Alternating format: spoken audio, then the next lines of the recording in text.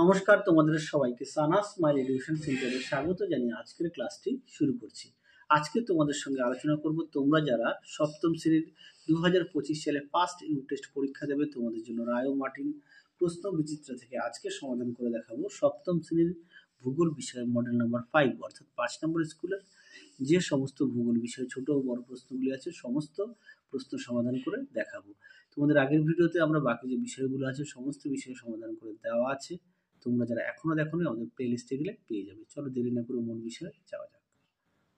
দেখে নাও প্রথমে কি আছে, একে সঠিক উত্তরটি নির্বাচন করে লেখো। একে আছে পৃথিবী থেকে সূর্যের গড় দূরত্ব, সঠিক উত্তর হবে 15 কোটি কিলোমিটার।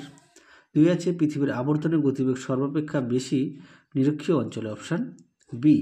3 আছে সৌর বছর ধরা হয় 365 দিনকে, অপশান এ। 4 আছে ভারতের প্রমাণ দ্রাঘিমার মান কত, সঠিক উত্তর হবে অপশন বি 82 ডিগ্রি 30 মিনিট পূর্ব। 5 আছে এশিয়ার পিত নদী বলা হয়, সঠিক উত্তর হবে হোয়াংহো নদীকে, অপশান এ।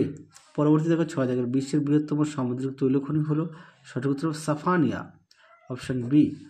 পরবর্তী প্রশ্ন দেখো শুদ্ধ অশুদ্ধ দেখে নাও। একে আছে 3রা জানুয়ারি সূর্য থেকে পৃথিবীর দূরত্ব সর্বাপেক্ষা বেশি হয়, এটা হচ্ছে অশুদ্ধ, সঠিক উত্তর হবে 4 জুলাই।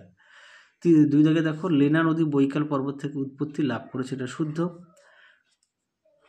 পরবর্তী প্রশ্ন দেখো বাম দিকের সঙ্গে ডান দিকের স্তম্ভ মেলাও, একে আছে কি কর্কট ক্রান্তির রেখা, এটা হবে বি 23.5 ডিগ্রি উত্তর। 2 আছে মকর ক্রান্তি রেখা, সি 23.5 ডিগ্রি দক্ষিণ। 3 আছে মূল মধ্য রেখা, এ 0 ডিগ্রি। 4 আছে উত্তর মেরুবিন্দু, এটা হবে ডি অর্থাৎ 90 ডিগ্রি উত্তর। পরবর্তী প্রশ্ন দেখো 3-এর নিচের প্রশ্নগুলি সংক্ষিপ্ত উত্তর দাও, যে কোনো দুটি প্রশ্ন, মান হচ্ছে 2। প্রথম প্রশ্ন আছে মুক্তিবেগ কাকে বলে, দেখো প্রশ্ন উত্তরটি এখান থেকে তোমরা এই পর্যন্ত লিখবে, অবশ্যই উদাহরণ দেবে, আমি মুখে বললাম না, তোমরা উত্তরটা একটু দেখে নাও। আরও একবার বলি, তোমাদের আগের ভিডিওতে আমরা সপ্তম শ্রেণীর ফার্স্ট ইউনিট টেস্টের সমস্ত বিষয়ের সাজেশান দেওয়া আছে, তোমরা যারা এখনও দেখোনি আমাদের প্লে লিস্টে গেলে পেয়ে যাবে। পরবর্তী প্রশ্ন দেখো 2 দাগের অধিবর্ষ কি, দেখো প্রশ্নের উত্তরটি দেখে নাও। অধিবর্ষ কি এখান থেকে এই পর্যন্ত তোমরা তোমাদের পাঠ্য বই থেকেও পড়ে নিতে পারো, দেখে নাও। পরবর্তী প্রশ্ন দেখো 3-এর জিপিএস কি, এর ব্যবহার লেখো, দেখো প্রশ্নের উত্তর। অবশ্যই জিপিএস এর ফুল ফর্মটা দেবে, দেখে নাও। প্রথমে জিপিএস কি এখান থেকে এই পর্যন্ত লিখবে, দেখো জিপিএস এর full form global positioning system. তারপরে জিপিএস এর ব্যবহারটা দেবে, দেখে নাও। প্রশ্নের উত্তর সুন্দর করে দেখো, পয়েন্ট দিয়ে দেওয়া আছে, তোমরা অবশ্যই পয়েন্ট দিয়ে লিখবে, তাহলে দেখবে নাম্বারটা ভালো পাবে।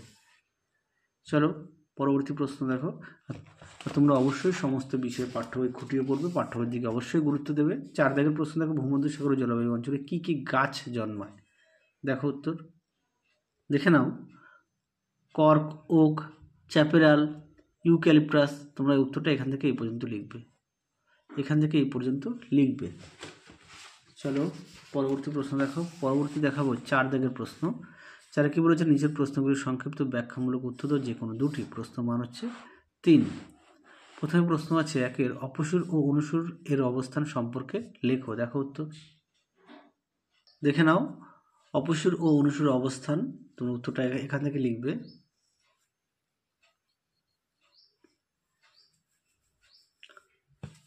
যদি পারো অবশ্যই চিত্রটা উল্লেখ করবে, ভূগোলে কিন্তু চিত্র উল্লেখ করবে, এটা দেখবে নাম্বারটা ভালো আসবে। এটা দেখো অনুসূর অবস্থান।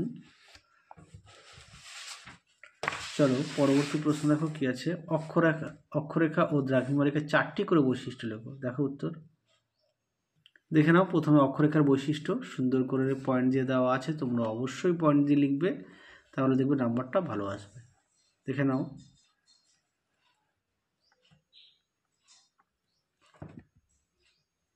তারপরে দেখো দ্রাঘিমা রেখার বৈশিষ্ট্য, দেখে নাও। চিত্রটা একবার একটু দেখে নাও, অনেক সময় দ্রাঘিমা রেখার চিত্রটা আসে পরীক্ষায়, সেই কারণে দেখে নাও।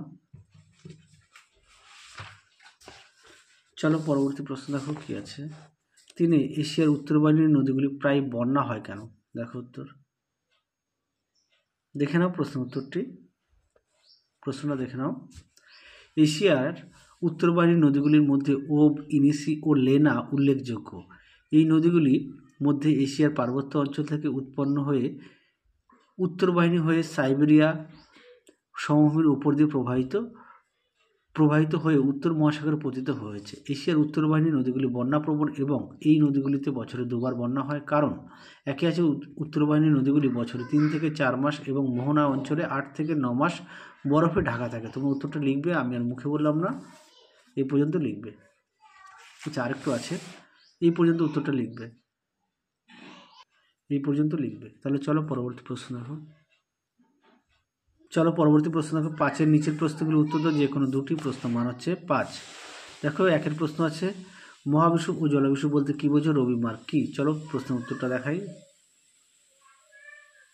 দেখে নাও। মহাবিষুব, দেখে নাও মহাবিষুব, এখান থেকে এই পর্যন্ত লিখবে। অবস্থান আর ফলাফলটা একেবারে দেখে নিতে পারো।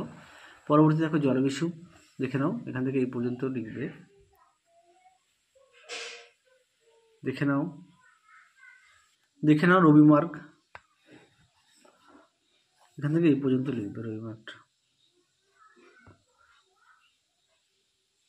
পরবর্তী প্রশ্ন দেখো 2-এর, ভূমধ্যসাগর ও জলবায়ু অঞ্চলের প্রধান বৈশিষ্ট্যগুলি কি কি? দেখো উত্তর,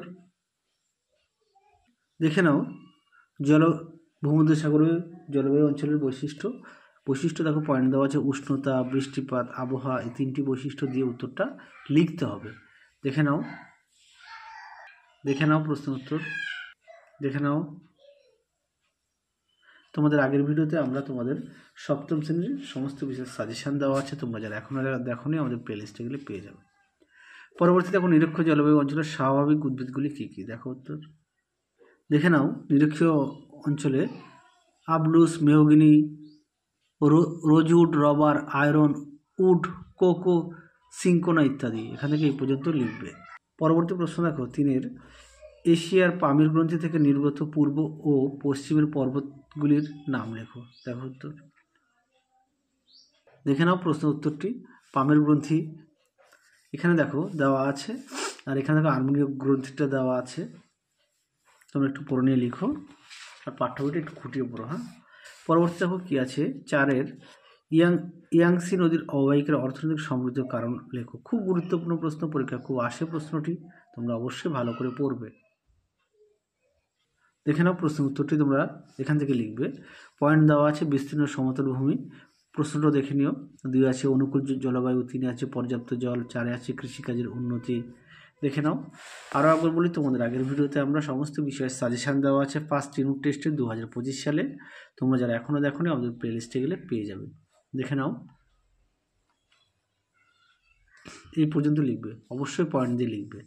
তাহলে চলো, এই ভিডিওতে তোমাদের যে সমস্ত ছোট ও বড় প্রশ্নগুলি আছে সমস্ত প্রশ্ন উত্তরের সমাধান করে দেখিয়ে দিলাম, তোমরা অবশ্যই বাড়িতে পড়বে। তাহলে আজকের মতো এখানেই সমাপ্ত করছি, আবার দেখা হবে খুব শীঘ্রই তোমাদের পরবর্তী ভিডিওতে। তোমরা সবাই সুস্থ থেকো, ভালো থেকো, আজকের মতো টাটা।